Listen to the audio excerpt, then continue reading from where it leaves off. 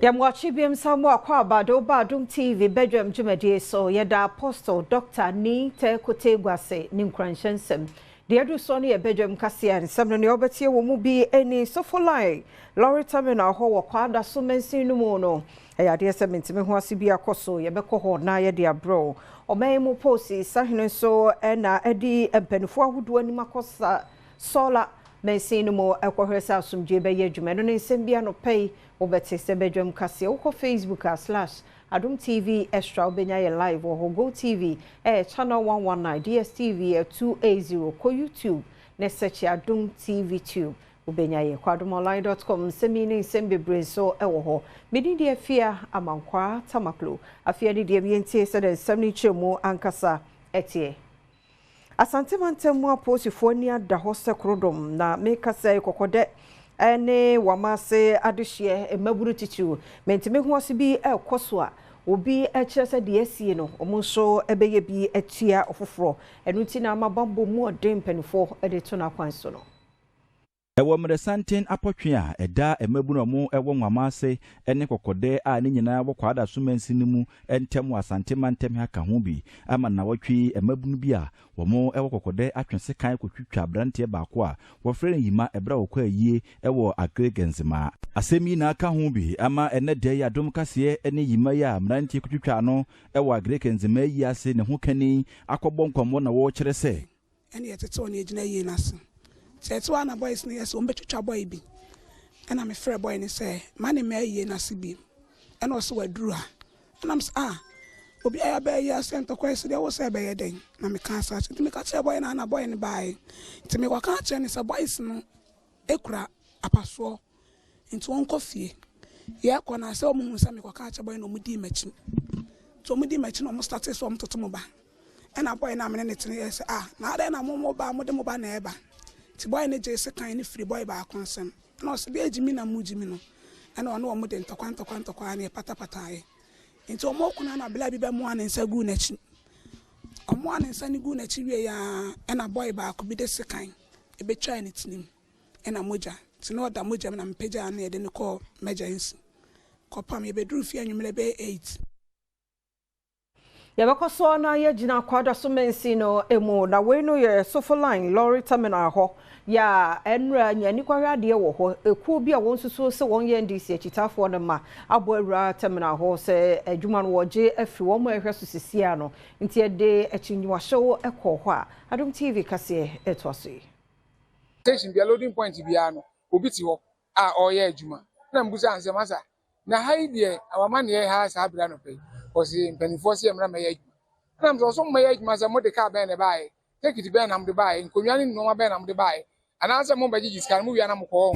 esa de enye yi take it amase sa mo twemu twa wi de akwa assembly na mo ye ndey masa sore ene ye nyame ni mi anopa de me no mo de ba bi obi ati bi am sake ni fi ho tinyeri nse ekire adwo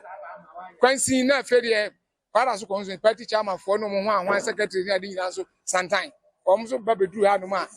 o so mba ya ho abaji o mbaji station ye no mo ko office o masima tetia ni say station o mo ba baji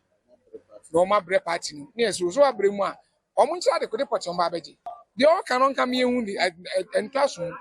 the lucky na police for so PA office wo opani abet akwasibu ama etwa ne nkase so na wode epie adwase se ahai ye de call 2014 kra mu ai injunction kra da so a me no kase it is a hasem kan no para so municipal kra no ye no mo court care me court lands commission court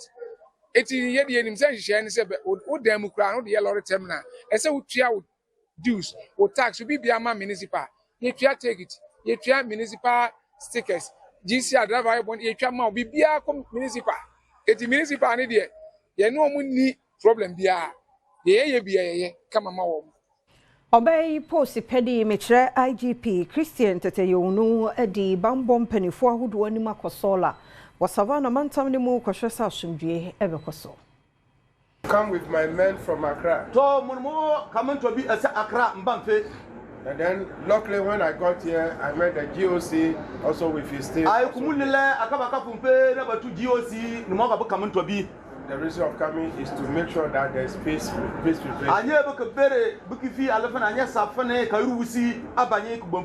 Just to give you assurance that we are ready to protect everybody.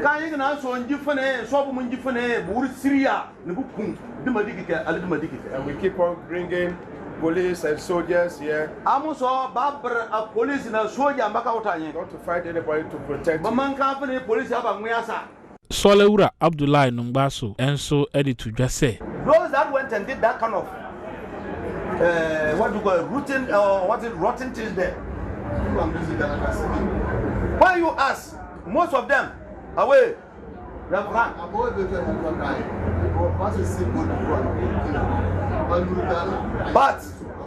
you people no must say a little bit of rumors, a little proof is there. I think information is getting to us that there are people from Côte d'Ivoire crossing the Black Volta to come and fight at Burkina and Burkina.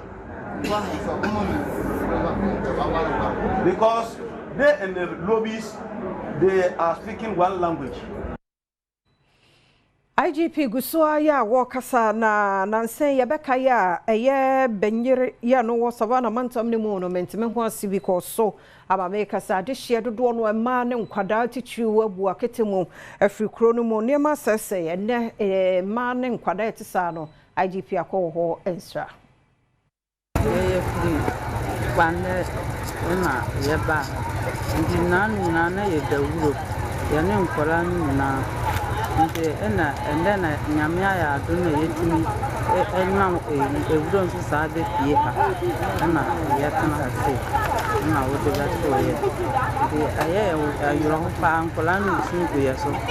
ye ni ye be fa ye betimi afa ye ho esanze mwa bia emfiri ho emanti no ama wono mu a won aka dwa mu no bi ahyase eye tukotena ebinum efiri mpotam ho akura ebinim edu mani a kire tachimana ebim nso ebepiem okumase so mbenya baabi na wonum edi wonti ato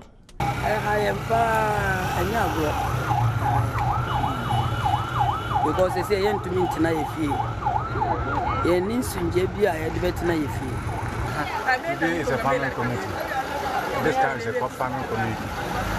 We also rely on our market days. That is why we get our daily bread. So we didn't know the conflict is at the Black Volta. From miles away. We just hear something that there's a conflict there. We all ran for our life. So what does it? So since Sunday, we cannot go to the farm again. Okay, so as a farming community, if we don't go to farm, how can you survive? A major defornia Kuafo be a Waterma West and Nippon Catamanso and ne apotna electricity. A man who didn't CAB Asia Wodi Dra a year for a Hobram penny for about one more cocoa, a war Hunsun Sansua, one Benya Dache, or on the ente so dogo vidwabe. Adom Cassia Cohono won Edin Comey. Ja Benedict. This I want to shut down Koye. In Siana de Yasha. Oh, ye. Oh, Yali de Yali Biancasa. Yali Beble. Yet, Nation ye. Sad, I will push Yaboko Biala. Yaboko. Oh, one can't shoot a tala, na Ipanuguane. Can't shoot a tala, I'm about that. Let me not let you. You see a Benedict. If he a Shama Mandela, and I buy. Oh, no, na. Ntokwa wo there wono enye fine some say embra oh dem say embra ha no on dem ntumi penifo no mo Ghana Great Company Great Co ene penifo a wonpotam ho e de kokobonsem ama wonu mu a wodi dwuma e wo saa bia e ho se ehu pa so bi begina nyinam homa yase se wodi dwa na wodi dwuma bi anhwe ya na etumi kura akwakofa gyahehye e de aba ana se mpo e wapomede hu sunsanso a enye kura because a teacher catches say high tension and my repa until your mom sit down was soon else through mom. Because the Jumana and Yan say for rainy season and every time until Yan soon at the Juma more times because I say if you are called behind Sonia, your dad in 9 so on top a bit high. Can you try ni the NPP Kwabena Agyepong and nipa wodi kan ye na wodi the nomination form sakoma party ne say wo betu franka ni bidiama NPP amanyuko no many abre say adwuma me see many so say mpese me ye me sumo man Ghana nam NPP so de sumo man Ghana and ewie na forms a ye be fire ye dey round ni nyina ye dey aba ye be presented with the approved you know say intimidini nyina aba masem kakra bi say ye koi NPP me ka say yenko yenchi anase let's go back to our roots American me ka say sa sunsum na na ewo ho 1992 tu ho ache sunsum adwumaden sunsum enuado enkabom enidie kasapa enu nti na me pese mesre ye party for se party si ye besa akoyenchi na agina ye na mpaso de a na ese ye hwe yesuban ni bi na ohu se osono no na yeso enye ankrankra na edo na odema osono no enu na obe transfer the party for beto aba amano the party beto aba amano bia enyina ese etanichi mo gidi ese so mutie masem yi a me na beto amame ntimi de mesre wo mo se omo pe obi a onim party dim watena mu ache onim abakosem onim omu sun no omo ya no omo bre. Maminyina no so na Adom TV Badwam kase no menfansi asida ya odi amre ne adaje odaro ma twen yen father won krata no ne Adom online stories no ntoaso medi afia amankwa tamaklo